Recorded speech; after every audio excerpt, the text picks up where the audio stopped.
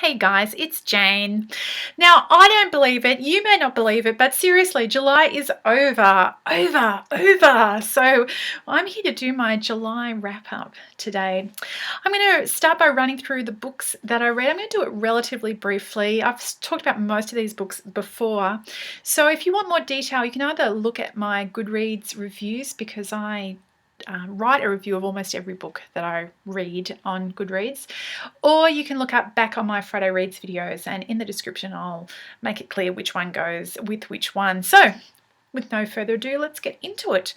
I DNF'd one book this month that was In the Woods by Tana French. I didn't DNF it because I hated it, I just DNF'd it because I wasn't in the mood. The other read that I did this month that actually made me angry was Mikhail Lermontov's The Demon, and I talked about this in my Friday Reads last week, and I had to film that 4 times because I kept on going off on ranty tangents. So yeah. Now, moving from those two onto 2 books that were disappointments for me. I didn't not enjoy them, but I didn't enjoy them as much as I was expecting to. And that was Nation by Terry Pratchett.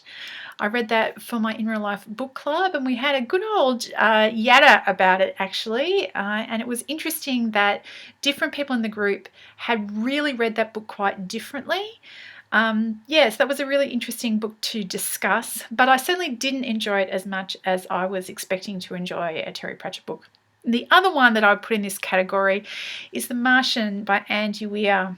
I think for that one, the reason I didn't enjoy it as much as I had expected to was just it was so overhyped, and it was fine for what it was, but I think I probably expected more. I don't know, because so many people loved it so much, and it was fine. It was fine, and I certainly got emotionally invested in it, but it didn't change my life or anything. As far as books that I really enjoyed this month, I have read 2 mysteries that I really enjoyed. The Daughter of Time by Josephine and A Trifle Dead by Livia. And I actually did Mystery Monday videos where I reviewed both of these in detail. So I'll link those 2 below. But both of those, they're quite different books, but they were both really good reads. One is a fluffy, cozy set in Australia. That's A Trifle Dead, which is just really fun and upbeat, and it seems to be written for a much younger audience than most cozies. And The Daughter of Time is a 1950s classic mystery set in London, which is actually dealing with a historical mystery from centuries before. And that was just a really well-written, tightly plotted mystery story about history and how reliable history is. But that was a good one. 3 other books that I read this month that I really enjoyed were The Anchoress by Robyn Cadwallader. This is a sort of historical fiction piece set in 12th, 13th century England about a young girl who chooses to become a religious recluse, and is walled in a little cell on the side of a church, but life continues to happen. It was just a really interesting story. Another one that I read that I really enjoyed was The 3-Body Problem by Cixin Liu, translated by Ken Liu. This is a Chinese science fiction story. It is the first of a trilogy, the second of which, Dark Forest, is due out really soon, and this was a corker of a read. It was at the same time, it was really fantastic old school science fiction, and also completely fresh. The Chinese setting and the Chinese mindset of the story made it completely fresh and really intriguing. I also read the graphic novel The Amazing Adventures of Lovelace and Babbage, which was a really fun, fantastic read. And then the 2 favourite books that I read this month were one, a reread, which was Snow Crash by Neal Stephenson. I just loved that all over again. I didn't get around to doing a standalone review like I hoped to. That may still happen. Who knows? That may still happen. I still have all my notes. It's just the light around here at the moment hasn't been great. The other one that I super duper loved this month was Fool's Assassin by Robyn Hobb, which is the latest in her Farseer Realm of the Elderlings books, and it was just amazing.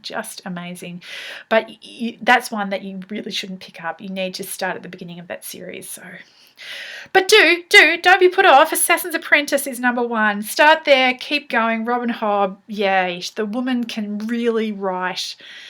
There was one other book that I read this month, which I haven't talked at all about really, and that is the Fyrelit Tragedy, which is the first in the Zarkora trilogy. This is one that I read as a buddy read with Gemma from Aussie Bookworm, and I'm still waiting for her to finish. She's nearly finished, I think, but from Goodreads, I don't think she's quite finished it yet. So I'm still going to hold on to my comments until Gemma's done. The other thing that I've been working through this month is the Bowl Read Along that I've been involved in. BookTube Reading Buddies have a whole bunch of different read-alongs, and you can just, if you join the group on Goodreads, you can choose 1 or 2 of those or none in any given month to join in with. One of the ones that's going on now until the end of the year is the Bowl Read Along. We finished the Pentateuch and we're up to the beginning of historical books in the Old Testament, and the conversations on the Goodreads thread has been really interesting. So it's not too late. You are a little behind if you want to jump in now, but I think it's perfectly fine to start partway through. So if anybody's interested and they're just hearing about it now, have a look over at the BookTube Reading Buddies group on Goodreads. Okay, so that's me for books. As far as videos go this month, beyond my normal Friday Reads videos, I made 3 Mystery Monday videos, the 2 book reviews, and I also did one which was a catch-up on what's been going on with the Crime Writers Association Daggers Awards. A number of their awards have already been given, but some haven't. And at the beginning of the month, I made a video where I ran through the shortlist for the Gold Dagger, which is the award for the best crime novel of the year.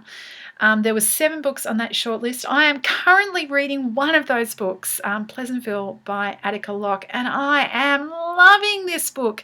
When I get through this one, who knows, maybe I might pick up another one off that shortlist. But yeah, I'm really, really enjoying Pleasantville. When I finish with the video, I'm just going to go and sit down and see if I can get it finished, because I've got about 20% left and I really want to get it done before Booktubeathon starts at midnight. So let's see what we can do there. I also made one Top 5 Wednesday video, which was my top 5 chapter headings, and I did 2 tags. The Mid-Year Book Freakout tag and the Sisterhood of the World Vloggers Award tag. So that's what I've been doing this month, people.